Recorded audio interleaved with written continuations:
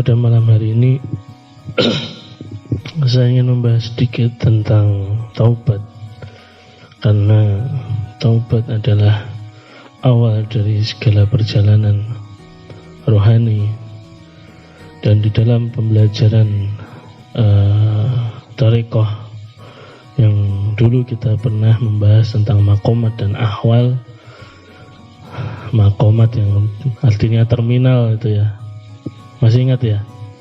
Terminal itu awal dari terminal yang sering diijtihadi para ulama itu adalah taubat sebelum masuk ke makomat yang lain. Orang itu kalau sudah masuk pada makomat taubat atau terminal taubat, untuk ke terminal selanjutnya seperti sabar, tawakal, ikhlas, apalagi bahkan sampai mencapai ridhonya Allah Subhanahu wa Ta'ala, insya Allah akan lebih mudah. Tapi ya taubat sih. Dalam surat At-Tahrim ayat 8, ya ayyuhalladzina amanu tubu ya ayyuhalladzina amanu tubu ilallahi taubatan nasuha. Taubat ini artinya apa? Mas Arif,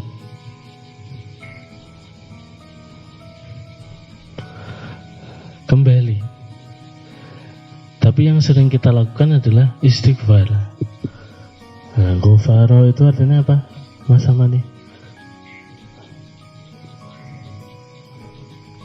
Tutup.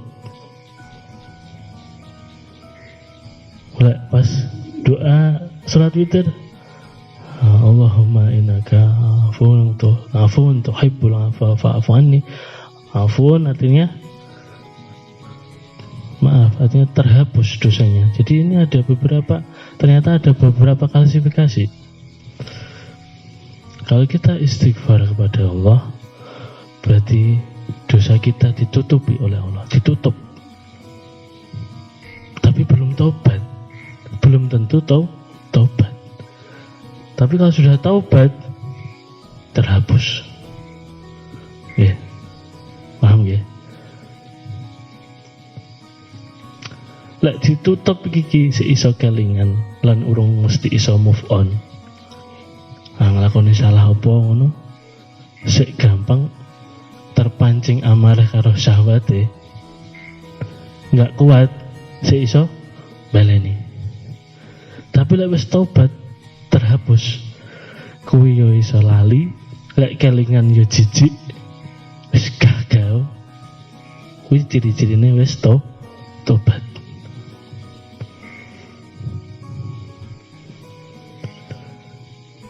Astagfirullahaladzim, aku mangtas wis kula nyuwun ngapura ya Allah. Sesuweneh sik muncul malih, sik pengen malih. Niki termasuk dereng ditobati. Tobat sing diterima karo Gusti Allah, tobat sing piye? Tobat sing bener-bener orang tersebut yang melakukan maksiat tersebut, melakukan dosa tersebut benar-benar menyesali dengan tulus. Insya Allah akan mengampuninya dan menghapus dosa-dosanya. Tapi yang balik malih, walaupun sudah taubat, tetap kadang-kadang enggak kuat ngelakoni malih, ya taubat malih, ditangleti. Mungkin taubat malih diampuni apa mboten? Ya diampuni malah kali Gusti Allah.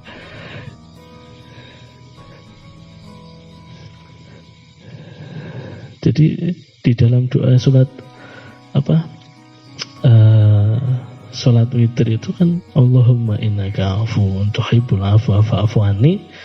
Wahai Tuhan, Engkau Maha Pengampun. Engkau menyukai orang yang minta ampun. Ini gila. Gusti Allah iki remen karo menungso sing hambane sing seneng njaluk ngapura. Bah aku ndingi wis njaluk ngapura iki nglakoni nah wisin aku karo Gusti Allah. sampai-sampai gak sholat mergo izin karo Gusti Allah. Aku mau ndonga, aku wis njaluk duit rene-rene, aku njaluk ngapura pangan, aku pengen nglakoni kesalahan izin. Niku mboten bener. Niku pola pikir yang sudah diarahkan oleh setan. Artinya ketika kita tahu bahwa Allah itu Maha Pengampun, Allah seneng mengampuni, ya ojo izin. Ya pancen kuwi ibaratnya bapakmu. Lek orang ngomong nih bapakmu ngomong sapa nih. Nggih.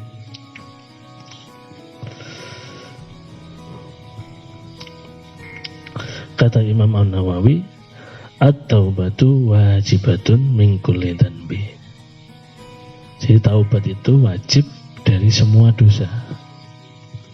Kanjeng Nabi niku dawuh ketika duduk di satu tempat niku mesti beristighfar. Itu Kanjeng Nabi. Pemenah wae dhewe.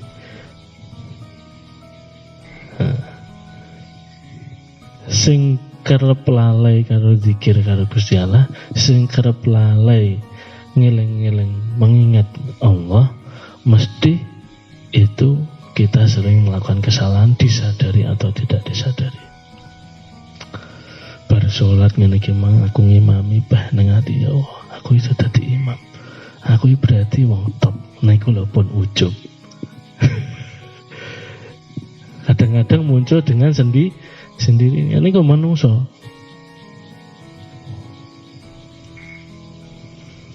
Pas mlaku-mlaku jalan-jalan ndaki gunung, dipoto gambare Bisri. Bisri roh, "Bah, aku nggo wandeng dhewe bae." Lah niku lho pun ujub. Nggih mboten? Maksudnya napa? Syahwat, nafsu, amarah niku muncul tanpa kita sengaja kadang-kadang. Ya manusiawi. Tetapi kewajiban kita adalah bertobat kepada Allah Subhanahu wa taala. Maka di dalam penutup sholat witir itu ada doanya itu.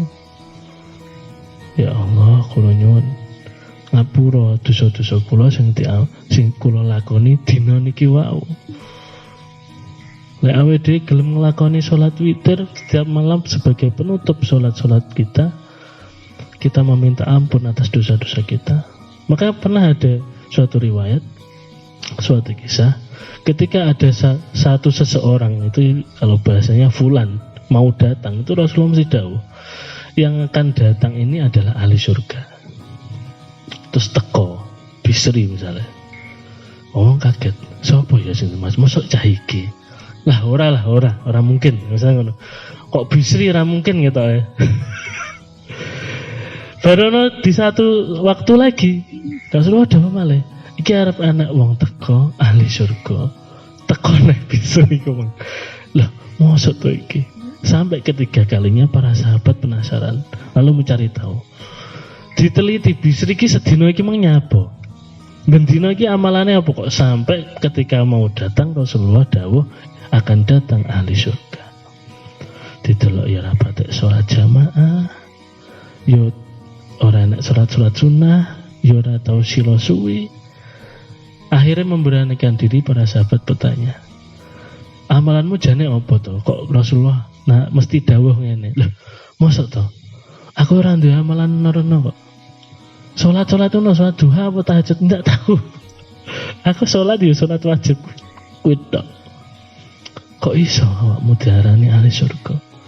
Nah baru kelingan. Ternyata ketika mau tidur dia selalu mengistiqomahkan meminta ampun kepada Allah atas kesalahan-kesalahan dosa-dosanya yang dia lakukan pada hari itu. Jadi ibarat dia nglakoni dosa sing disadari atau tidak, bengi arepe turun jalan ngapura kan hilang. Selesai diampuni oleh Allah, ditutupi. Sesuk nah yang ngono ditutupi, akhirnya gak ada dosa. Oh ternyata amalannya itu.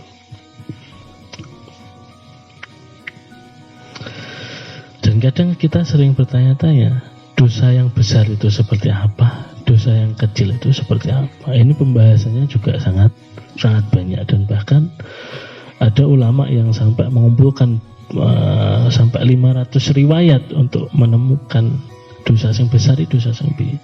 Tapi saya garis bawahi, ada satu ulama yang menyimpulkan bahwa dosa besar itu adalah dosa kecil yang kita lakukan yang mungkin remeh atau mungkin besar, tetapi bisa melalaikan kita, bisa melupakan kita dari Allah, dan kita lakukan berulang-ulang. Wih, dosa gede. Dosa cilik, sing rumangsane kesalahan sing cilik, tetapi iso nglalekne awake dhewe karo Gusti Allah, terus awake dhewe balen-baleni, kuwi iso dadi gede. Itu bisa menjadi dosa besar. Tapi ya itu tadi, ketika dosa itu ranahnya kita kepada Allah, itu bisa insya Allah bisa diampuni oleh Allah dengan 3 cara. Yang pertama, meninggalkan dosa tersebut atau maksiat tersebut. Cara bojone talak telu. Sepedot wis gah. Yang kedua, menyesali dengan sepenuh hati. Lek enggak nyesal enggak iso. Benar-benar menyesali. Yang ketiga, bertekad untuk tidak melakukannya lagi. Jadi ketika orang sudah bertekad, kula mboten nglakoni sakniki lan sak terus sampai mati. Lah kok lek sesuk nglakoni apa? Aja mau pikir sementing sampean tekad saiki. Wis sesuk urusane sesuk. Ora mesti sesuk sik urip. Jadi kudu tekad. Dengan 3 cara ini insyaallah Allah akan mengampuni. Jadi ketika kita beristighfar kepada Allah, tidak hanya meminta ampun agar dosa-dosa kita ditutupi, tetapi ada satu langkah berikutnya, yaitu kembali dan sadar, yaitu bertobat. Ketika kita memohon ampun kepada Allah atas satu dosa, kita harus menyadari bahwa kita harus berhenti dari dosa tersebut dan kembali kepada Allah. Jadi tidak hanya beristighfar tetapi bertobat. Wis tobat tenan. Tidak hanya beristighfar tetapi tobat. Beda loh ya. Beda.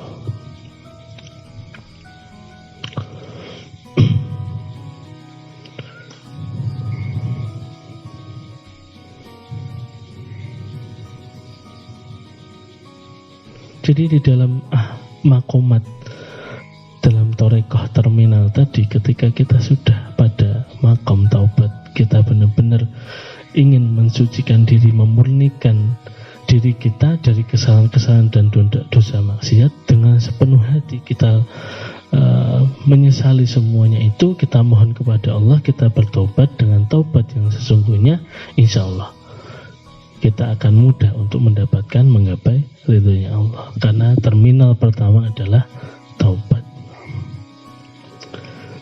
Ada satu kisah sebagai penutup kultum malam hari ini.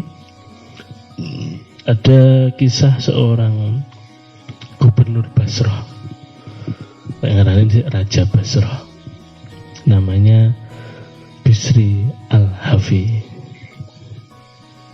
Nah, ini sengaja golek jenenge Bisri itu loh. Bisri Al-Hafi ini seorang raja yang luar biasa. Luar biasanya gimana?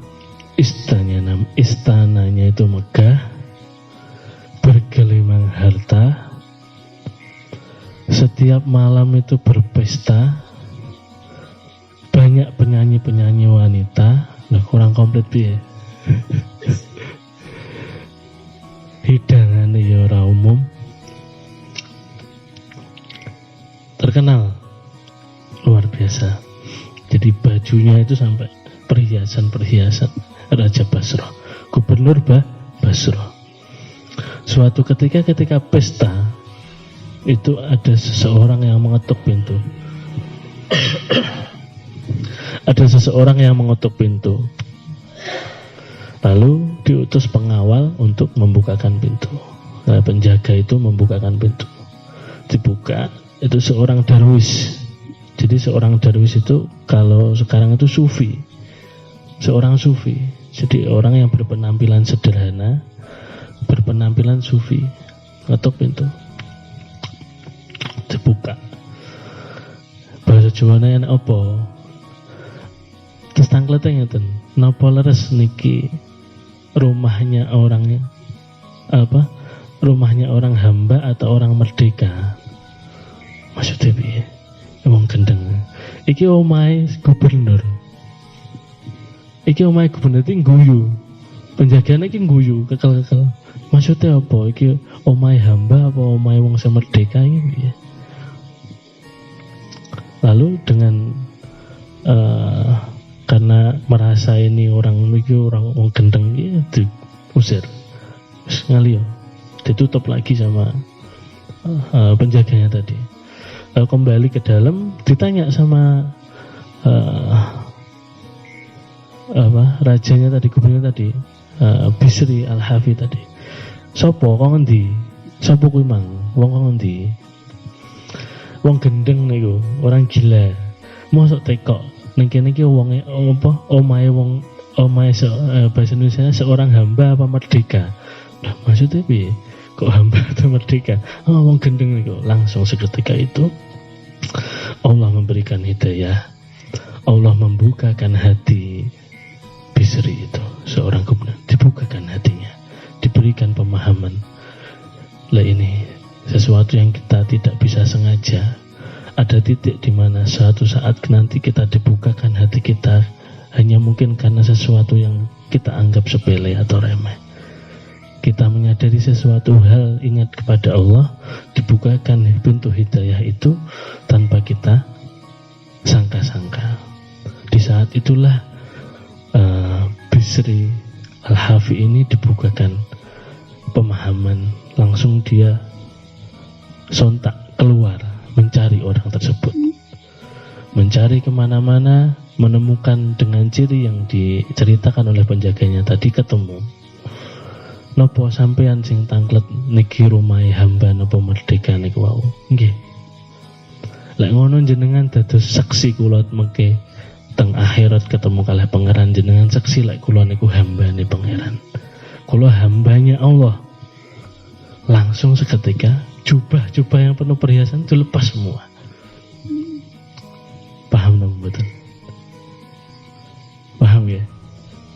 Kula niki hambane Gusti Allah. Kula seneng, jadi dia menyadari dia iki mek hambane Gusti Allah. Awake dhewe iki mek hambane Gusti Allah. Kita itu cuma hambane Gusti, jabatan, harta, tahta, raisa sudah. Itu hanya titipan Allah. Ya aku ini hamba, dia hamba. Lah diberikan tugas jabatan itu hanya karena kita diamanai, dititipi oleh Gusti Allah. Orang tinggi malah tinggi. Dia menyadari saat itu aku ini hamba nih Gusti Allah. Aku hamba. Itu apa?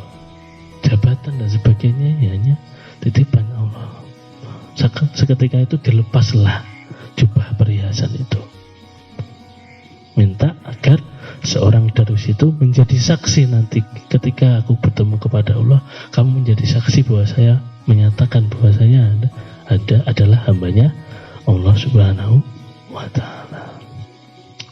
Maka dari itu kita harus selalu menyadari bahwa kita itu hambanya Allah, sing gak duwe apa-apa sakjane ya pancen gak duwe apa-apa, sing wujudul wujud niku namung pangeran, kita hanya dititipi, makanya ojo kemlinti. Awak dhewe mek hamba. Dan ketika keluarnya tadi ternyata Bisri Al-Hafi ini enggak pakai sendal.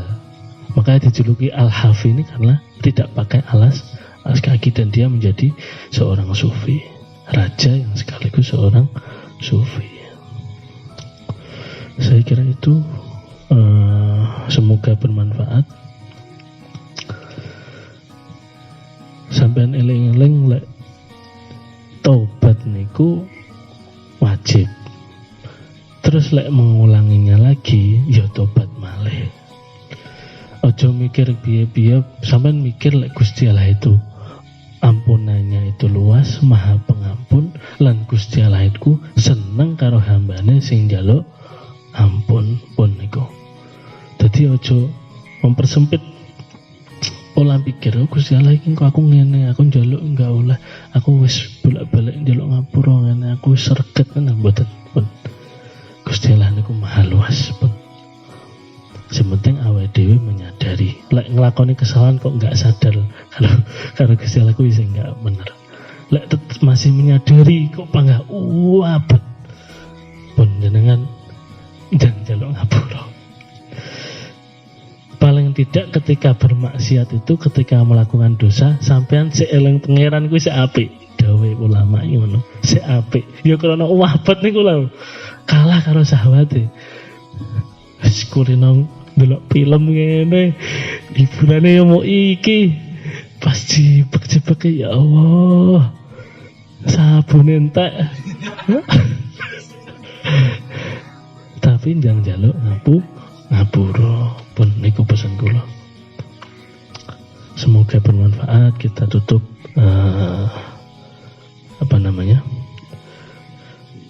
Kutum malam hari ini dengan bacaan hamdalah alhamdulillahirabbil alamin. Kita baca ya